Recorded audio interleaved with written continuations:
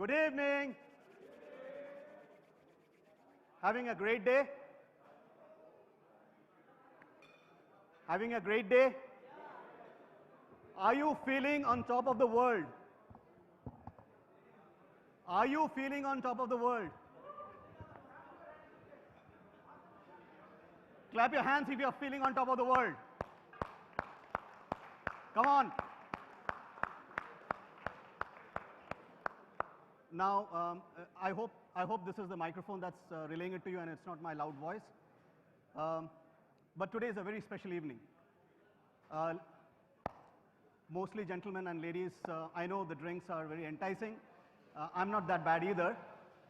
So if you could just focus for 2-3 minutes on me. Yeah. So there's a reason why I'm here. It is not to elongate your drinking session, but if that works in your favor, then I'm for it. But I'm here because I want to introduce a very, very special gentleman to you all.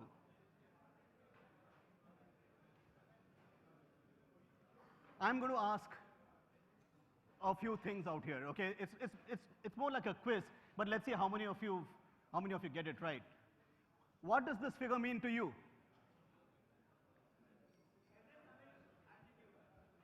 Everest altitude. How many is saying Everest altitude? But what is this? 8,848 what? Retailers? Meters. Sure? Please clap if you're sure. Thank you. What is this? Don't tell me it's half the Everest, now please. What is this? What is 4,900? 4,900. What is 4,900?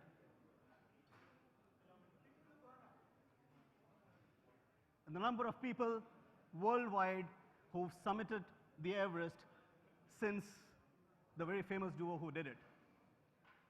355. It's a huge reduction now. What is 355? 355 Indians have managed to summit the Everest. And can you tell me, if you had to make two groups of these Indians, what would it be? No. I think I should stop him from answering. Yeah, civilians and armed forces, right? That gives you the next one. What is 160? 160? 160 Indian civilians have managed to get to the top of the world. Are you with me? Are you with me? What is this? What is this? I take a certain amount of pride in this right now. What is this? What is 5? What is 5? We've come down from 4,900 to 5. Don't do the math. You know, it's not even a 1 in a million kind of a thing when you look at the total population. What is 5? No. No. Absolutely. He's on a roll today. Guys, please let this sink in. Only 5 people from Mumbai have managed to climb Mount Everest. Right? And trust me when I say this, I'm not one amongst that 5. Right? 1. What is 1? And this is something that we all should be so proud of. You should be putting down your glasses and clapping away to glory. What is 1? The only person of the retail fraternity who could get to the top of the world. Ladies and gentlemen, my pleasure and honor to introduce you to, as he's rightly called today, Everester Venkatesh Maheshwari. So that's it from me. The rest of the journey from here to the top of the world, Venkatesh, all yours. Thank you.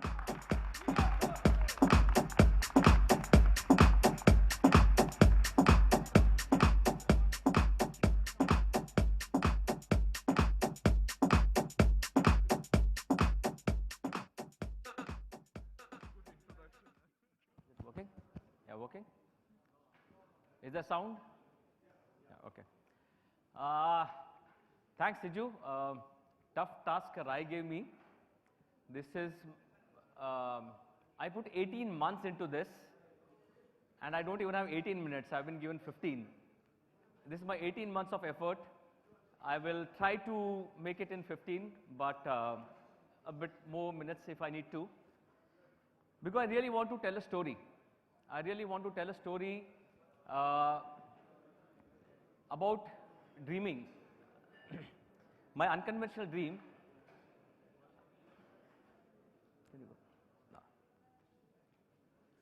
So just let me share quickly a bit about myself. I've spent 25 years in the retail industry in India, worked with Raymond, Arvind, Globus. Then I moved to Canada. I was with Walmart and TCS. In the US, I moved back to India with Aditya Birla Group, went again to TCS in London, and came back to India.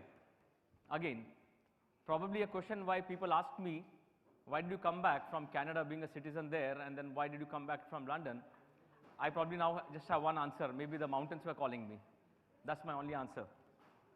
But my specialization is in the area of supply chain, merchandising, category planning. And as a person, my friends call me I'm a restless soul. I just can't even sit on a chair for 10 minutes without doing something. So that's me. And my passion has been to run outdoors, trekking for so many years. I run the Mumbai Marathon, almost every half marathon which happens in Mumbai city and around, and in pretty good speed. But my philosophy has been one thing: I'm not going to die working. I'm not going to die working, right from beginning. And for the last 25 years, I have maintained one attitude, that I will have a work-life balance. So till date, I ensure that every team member of mine leaves his desk at 6, and I proudly leave office at 5:45 with my chest out.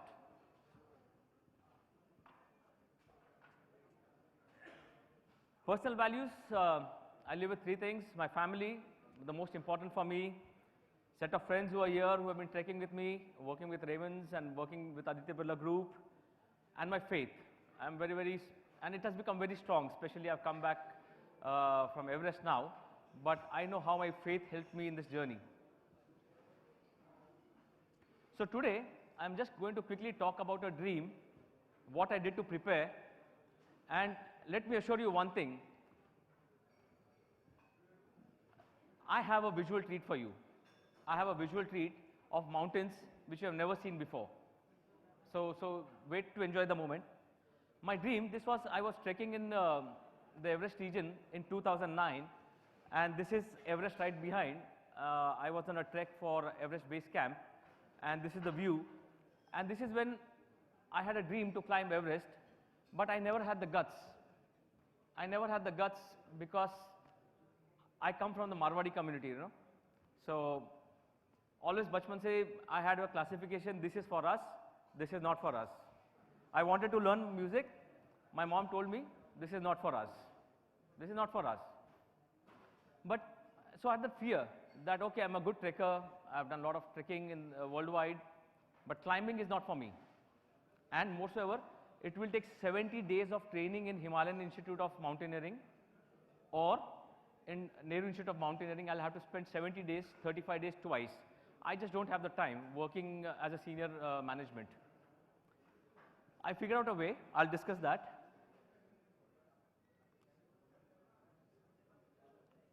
So let me give you some history about Everest. Siju has quickly talked about it. Before this year, only 3 Mumbaikars had climbed Everest. I became the 5th one. My co-partner just climbed 20 minutes before me.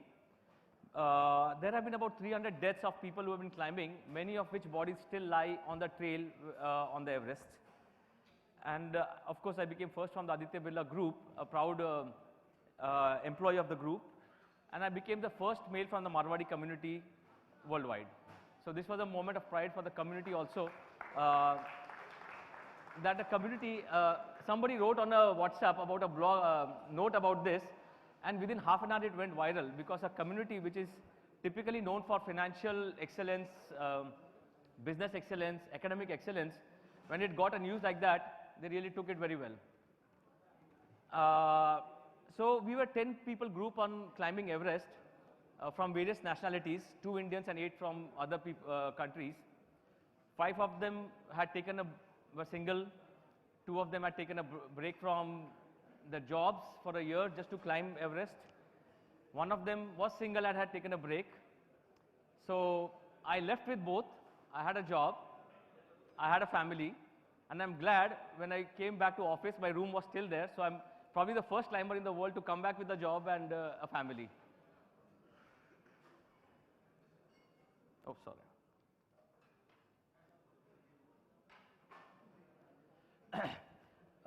Quickly, I'll run through this slide. Everest is at 29,000 feet. Okay. Just to give you a reference, Mumbai to Lonavala is just about 1,800 feet. Okay. This is 29,000 feet above sea level. Okay. And there are 2 routes to Nepal. The route you are seeing here is from Tibet, and there's 1 route from Nepal coming into it. And climbers mostly prefer from Nepal. About half the climbers go from Tibet as much as from Nepal. And Everest opens only for 12 to 15 days in a year. You cannot go to Everest whenever you feel like. It only opens for 12 to 15 days in a year when the winds change direction from the northwest to the southwest. That's when the wind speeds are lowest, because you need to climb Everest on a day when the wind speeds are lower than 20 kilometers per hour. Otherwise, you risk death, frostbites, death from cold. Or you might simply get blown off the mountain. There are 6 camps from base camp at 5,000 meters onwards. Most of the treks end at 5,000 meters. Our climb starts from 5,000 meters, which is about 16,000 feet plus. And then to practice, it takes about 40 days from the base camp to go up and come down. What do you do during that period? You go from the base camp to camp 1. This is just for height reference, not the actual location.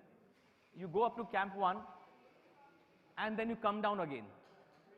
You wait for 3-4 days, then you go up again from 5,000 meters to 7,000 meters, which is 23,000 feet, and you come down again.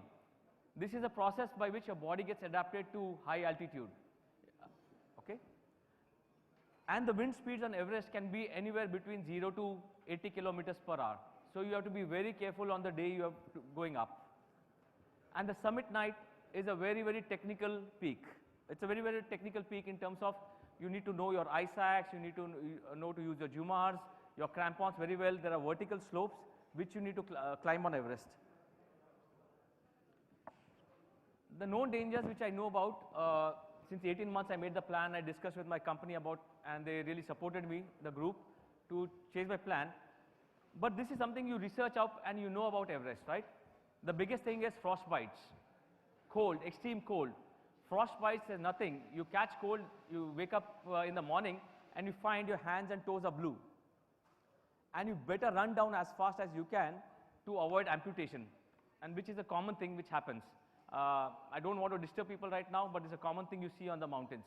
And then when you hear back, you meet your friends in Nepal, they have lost their fingers and toes. Cerebral edema and pulmonary edema is water retention in the brain and the lungs, causing death, especially pulmonary edema. You can't breathe anymore. So these are the challenges. And then your mental challenge, because you're walking past dead bodies which lie on Everest. So you need to know that these are the realities of life, and you have to research why these people died. Why these people died? They took wrong decisions, they were too exhausted, they didn't have enough endurance. So you do a lot of research. So these are the known facts about the risk of climbing Everest, being the highest mountain in the world. And then you have some unknown risks you don't foresee, You're doing something unconventional. You don't know what risk will come up. Okay? Let me show you something. You thought I'm going to show you mountains? So this is in my house, apartment, study room or a spare room for guests whenever they come. And one of the unknown risks was, you tell this to your wife that you are aspiring to climb Everest, and that's where she assigns you to. Many weekends I've spent here. because my wife had trouble taking this. It's not easy for a lady to take the news that your husband wants to climb Everest when your daughter is 15 years old, teen, and you want to climb Everest. Often accused bachelor ही रहना था तो शादी क्यों की? Right? Often you have been told that because I was trekking before. And for 20 years of married life, this is what happened in 19. Nice bed tea in the morning. Suddenly, a difficult decision to family, get into the kitchen yourself. Difficult to convince your family. But charting an unconventional journey, you have to believe in yourself. You have to believe in yourself. I kept it very, very private. Other than few seniors at work and a few close friends who are here, I didn't tell anybody about my dream, about what I want to do. Because for two reasons. One, I didn't want people to play on my mind. I had a belief in myself. Why do you want to do this at 46 years old? Why do you want to risk? Are you fit enough? Nobody from our community has done it. It's not for us. There are so many breakpoints which happen in Everest where you're mentally cracking down by the minute because you're physically breaking down, you're mentally cracking down. You will give up if that sound reverberates in your mind. Second thing is, I didn't want my friends and people to tell me, come on, do it, we know you will do it, jump, go for it, go for it. Because on Everest, you need to know when to abort. Otherwise, you're going to die. Last year, a famous climber from India, Ravi Kumar, he died on Everest south side, Nepal side, for one reason, that the turnaround time on Everest, you start climbing in the night, at 8 o'clock, you got to come down again, wherever you are, 8 o'clock in the morning. At 8 o'clock, his Sherpa told him, turn back, we are late. If you reach the summit at 10 o'clock, it will be too late to come down because the winds start blowing and then you are blown off the mountain often. He did not listen. Probably he was under too much pressure by his friends or whatever it is. His Sherpa left him, I'm going down. He went up at 10 o'clock, 10:30 he summited. On the way back, he died. His body was found after 2 days, probably from exhaustion because you're climbing for 6 days. He was found dead. It's a famous case on Ravi Kumar, if you Google, Indian Everest person who died. So I didn't want any pressure on myself. I was expecting resistance, but I selected the best team I could go with. I purchased the best of equipment. My equipment purchase was just 5 lakh rupees in boots, crampons, socks, but I purchased and invested in the best of equipment because I didn't want to lose my toes or I didn't want to die because I didn't buy the best equipment. And I detailed a quite 18-month plan of exactly what I'm going to do and train for myself. I'd make a risk mitigation plan exactly of what can go wrong on Everest and what I'm going to practice doing it here so that when I'm on Everest, I can take the right decisions. I keep on emphasizing on the right decisions because when you're on high mountains, you can't think properly. It's almost like 3 drinks down. You can't think properly.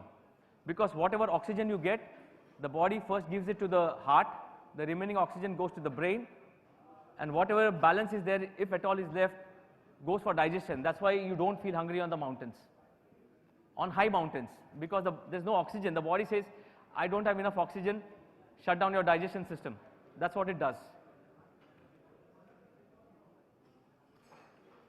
So I learned a lot from previous Everesters. I read a lot of blogs. 18 months I spent researching. I chose a route between Nepal and Tibet. I worked on my diet plan. I'm a proud vegetarian, so I knew what I had to intake every day to maintain my strength. I learned a lot of climbing on rock and snow. And since I couldn't do a course, I hired private trainers to teach me in Himalayas. I would just take weekends off, 5 days off, go to the Himalayas, come back training how to climb using my ice axe. And you built a lot of physical endurance, a lot of faith in God. And in July last year, I prepared a small video for my friends and colleagues at work because I've always been a health and fitness freak. But this video will show the amount of training I did to kind of prepare for Everest. This was prepared last August on YouTube, it's there. But I learned some skills on rope management. That photo is very interesting, the one in the red, because there's one place on Everest where there is not even that ledge and you have to walk just 150 feet below Everest, you have to walk 50 feet even when there's no place to keep your feet. So I simulated that once in the Sahyadris here. Let me play a small video about my training, but it was for some other audience, but will tell you the effort I did put into it.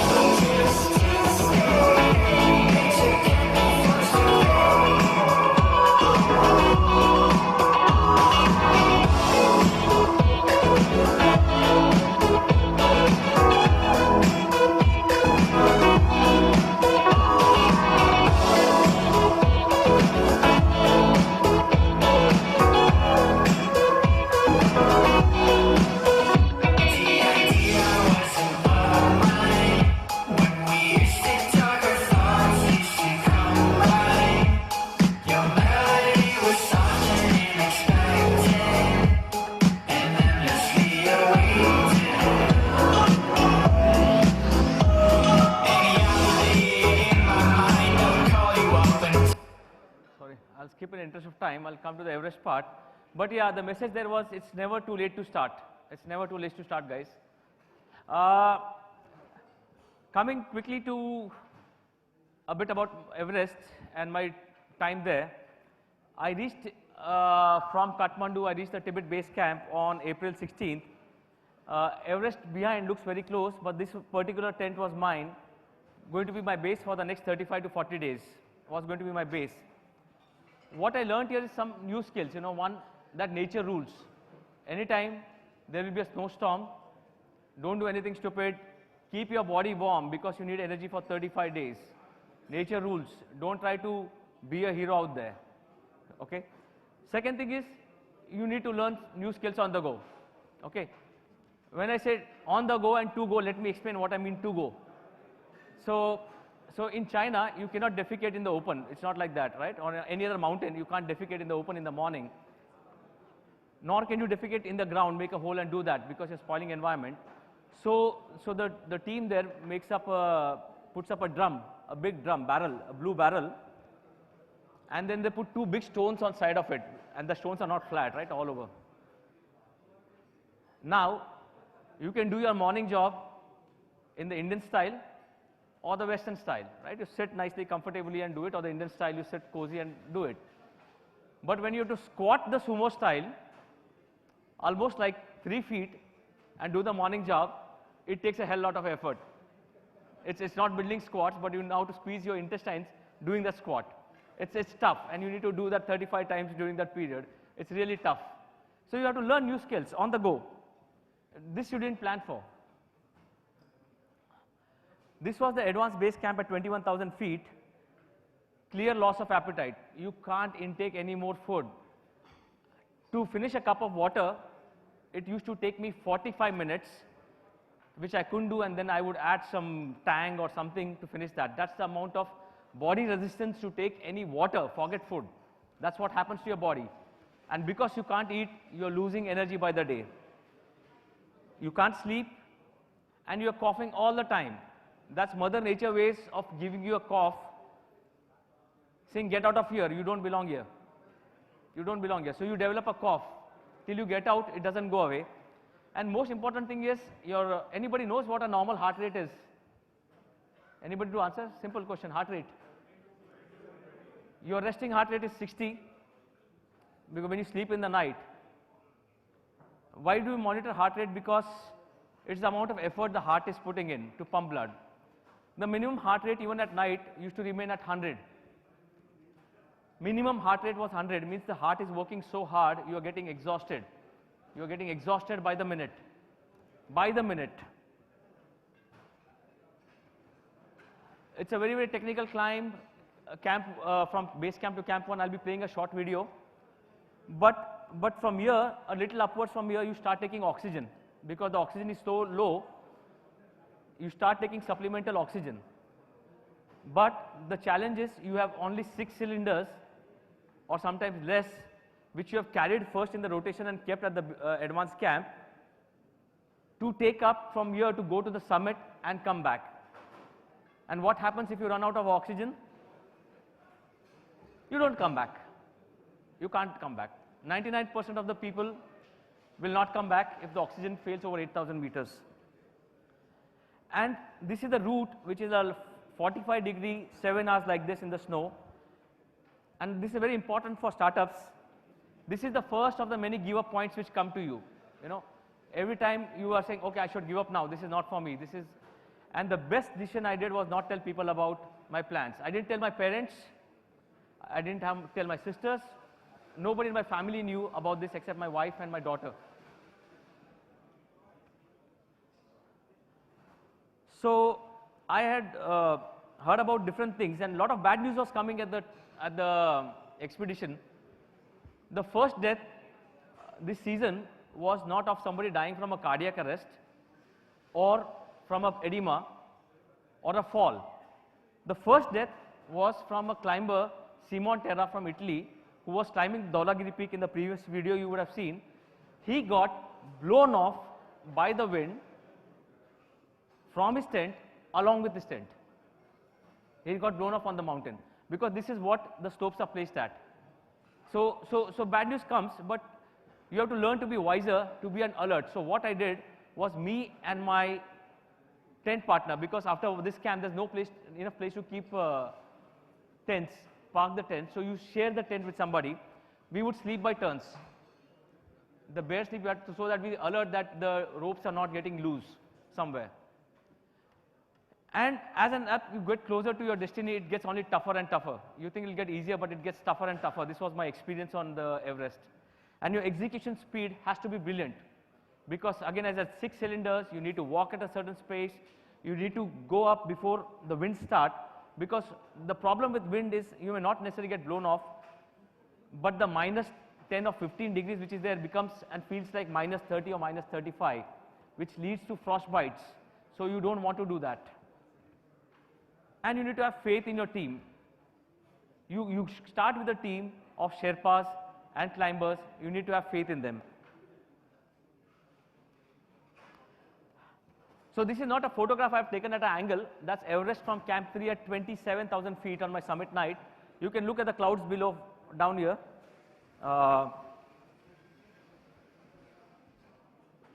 The clouds below. And this is exactly how the tents are placed at Camp 3. You can't sleep here. You won't even have the courage to sleep, because the tent itself is placed at 35 degrees. Again, we sat through, because that night when we reach at about 4 o'clock in the evening here, you have to start at 11 o'clock in the night climbing again. After 7 hours of climb, you have to climb the whole night, 9 hours, to the Everest summit on the top. Looks very close by, but it's exactly 600 meters and 9 hours away through the night. And there are a lot of technical sections as you climb from this point is not working. From here, Camp 3, you pass some vertical sections. Vertical section? Vertical section आएगा इसके बाद में? है इसके बाद में? So there are a lot of technical sections and traverses. At this point is one of the toughest points. The second step is one of the toughest parts of the entire journey, because you're climbing a 4-story building vertical wall in the dead of the night. And just 150 feet below Everest, you are going around a bend where there's no point to keep your legs. And the drop from here to the down, if the rope gives away, is just 15,000 feet, the drop. When I say 15,000 feet, it is Bombay to Leh plus 2 times Lonavala, is the drop from this point on the north face of Everest. So I had seen this video before. There's only one video available on YouTube because the climbers here are so scared that nobody has the guts to even take out the camera. And it's so cold. So there was one only video available on YouTube from a Chinese climber, which I will show you what it meant. And I had seen this video 100 times before to prepare myself mentally and physically what I'm going to go through. Let me show you the glimpse of that video. This is what happened just 150 feet below Everest. It's on my video.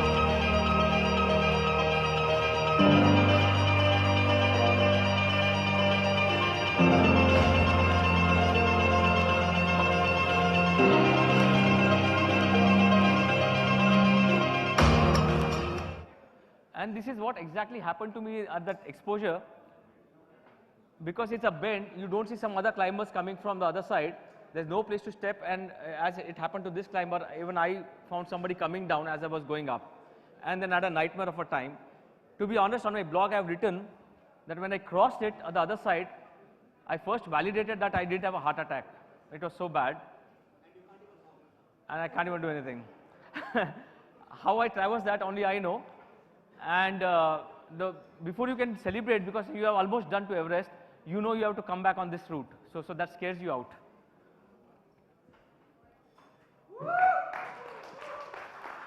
So this was just about the marks on my face still remain of the snow burns, the burns which remain from the sun there. This is just on May 16th, which is about 25 days before. I was here on the top of Everest. I'll show you a small video later about childhood dream. This was honestly a childhood dream I accomplished after 25 to 30 years. Never too late to accomplish your dream. This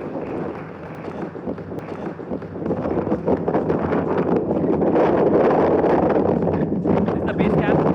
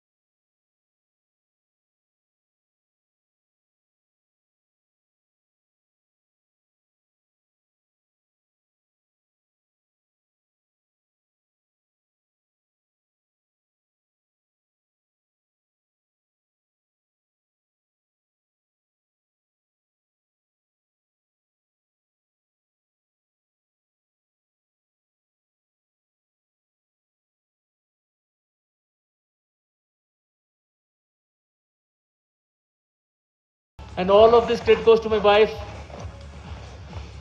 who has stood with me for all these years, supporting my mountain travel, my mountain friends, and my close friends, Chirag, Monty, Vora. Thank you all. Love you all.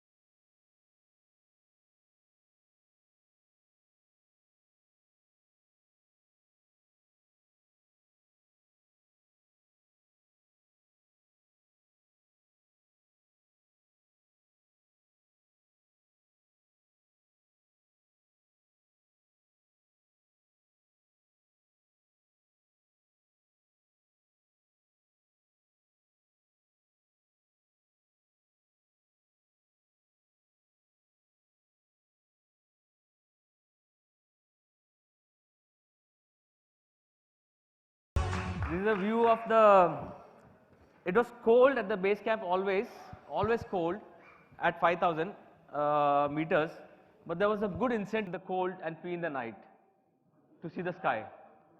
It is every moment worth living for when you see the sky. After that, people ask me, what did you do on the top, but it will take time. How did you manage on the top? I think I'll share this. After Camp 1, it becomes extremely cold, and while you pee inside a pee bottle inside the tent, to do your other morning job, you just can't sit outside. You just can't sit outside, it's so cold, while you can unzip your suit from behind. So, so I had spoken to many climbers, some suggested something, some suggested something. One gave me a brilliant idea, what he had done. And I followed his suggestion, and I took 2 tablets which I got from US to stop severe loose motions. And I choked my system, or I kind of shut down my system totally for 4 days. And I knew I'm going to do that. And when I came down back to the advanced base camp after 4 days, I took a Kayam churn to activate my system again. Because it was shut down. Not only this, you cannot prefer to get even a bloat. It's difficult to walk with a bloat. So these are some of the strategies you adapt, some of the learnings.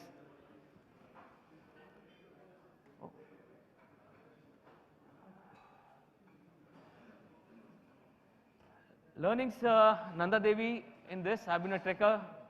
God has blessed me. I've been able to see many of the beautiful mountains in the Himalayas, in India, Nepal, Europe, North America. I just know one thing, I've learned one thing, don't stop dreaming. If you stop dreaming, you'll stop advancing. That's what my learning is.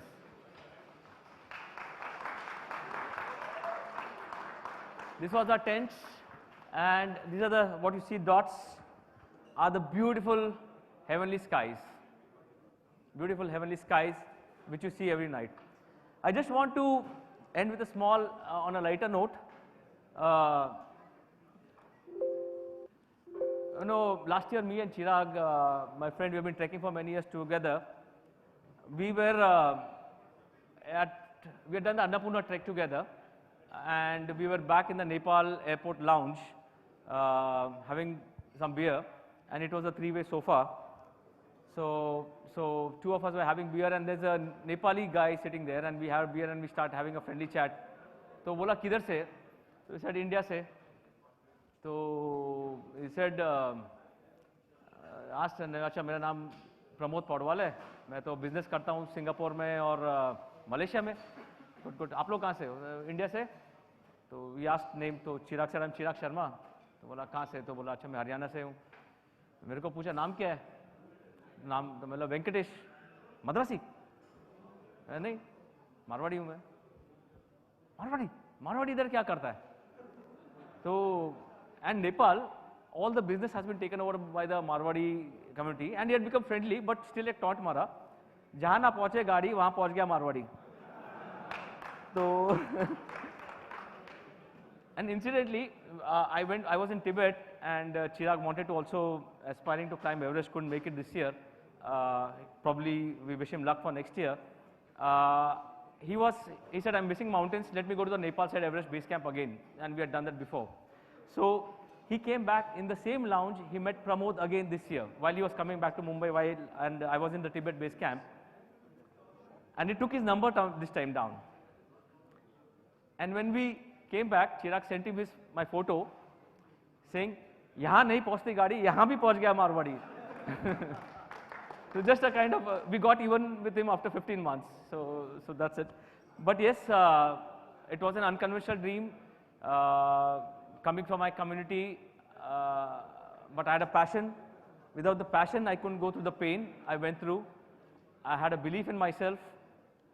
And my first words to my wife when I called her back from Camp 2 was, "I did it, I did it." And all I could hear from the screaming to some friends who were waiting at home anxiously for my call, "He did it, he did it, he did it," and she was not even talking back to me. And I had a surprise welcome in Mumbai when all my family and friends wore a white t-shirt saying, he did it, and came back to receive me. It was a proud moment of reward for me. Thank you. Any quick questions, or we have time, or we'll close it? We'll close it. We can have some questions over the drinks if somebody wants.